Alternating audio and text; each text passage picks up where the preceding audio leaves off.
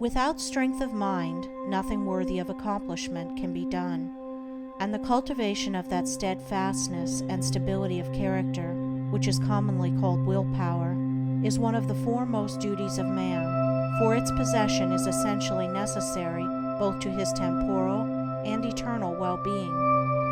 Fixedness of purpose is at the root of all successful efforts, whether in things worldly or spiritual, and without it, man cannot be otherwise than wretched, and dependent upon others for that support which should be found within himself.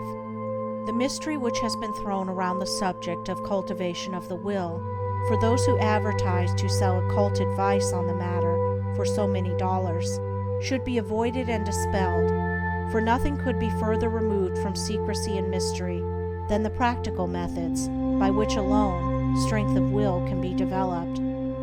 The true path of will cultivation is only to be found in the common everyday life of the individual, and so obvious and simple is it that the majority, looking for something complicated and mysterious, pass it by unnoticed. A little logical thought will soon convince a man that he cannot be both weak and strong at the same time, that he cannot develop a stronger will while remaining a slave to weak indulgences, and that therefore the direct and only way to that greater strength is to assail and conquer his weaknesses. All the means for that cultivation of the will are already at hand in the mind and life of the individual. They reside in the weak side of his character, by attacking and vanquishing which the necessary strength of will be developed.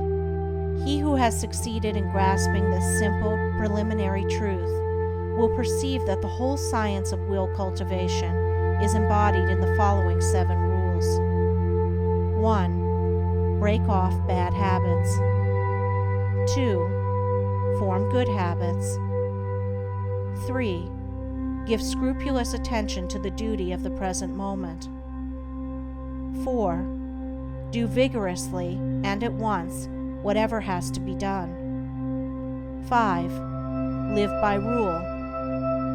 6. Control the tongue. 7. Control the mind. Anyone who earnestly meditates upon and diligently practices the above rules will not fail to develop that purity of purpose and power of will which will enable him to successfully cope with every difficulty and pass triumphantly through every emergency. It will be seen that the first step is the breaking away from bad habits. This is no easy task. It demands the putting forth of great efforts, or a succession of efforts, and it is by such efforts that the will can alone be invigorated and fortified. If one refuses to take the first step, he cannot increase in willpower, for by submitting to a bad habit, because of the immediate pleasure which it affords, one forfeits the right to rule over himself, and is so far a weak slave. He who thus avoids self-discipline and looks about for some occult secrets for gaining willpower at the expenditure of little or no effort on his part is deluding himself and is weakening the willpower which he already possesses.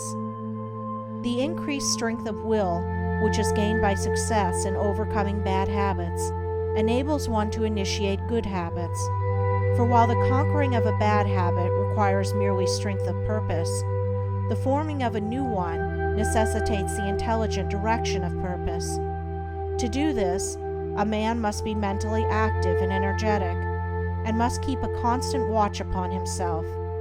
As a man succeeds in perfecting himself in the second rule, it will not be very difficult for him to observe the third, that of giving scrupulous attention to the duty of the present moment.